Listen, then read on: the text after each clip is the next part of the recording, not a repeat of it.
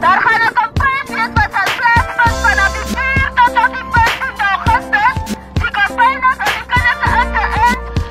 De campagne naam is Human Papilloma Vaccination Campaign. Ons eentje is de kennissen, maar is de kennissen beschermd tegen kanker.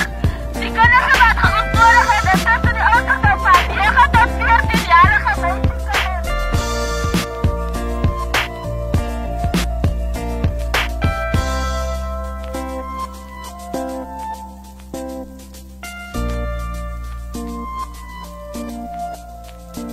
Ek is Natasha Simon, die primêre gesondheidstoesighouer van Loederitz.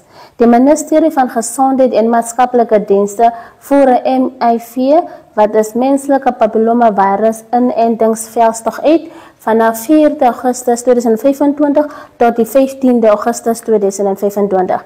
Die veldtog is gemik op meisies tussen die ouderdom van 9 tot 14 jaar. Die MIV-enstog is veilig en doeltreffende manier om servikale kanker en ander HPV-verwante siektes later in die lewe te voorkom. Dit is die doeltreffendste wanneer dit toegedien word voordat blootstelling aan die virus plaasvind. Inenting sal ook as deel van die routine-immuniseringsprogram by gesondheidsfasiliteite landwyd beskikbaar wees. Word aangemoedig om hierdie veldtog te ondersteun deur seker te maak dat hulle dogters die enstof ontvang.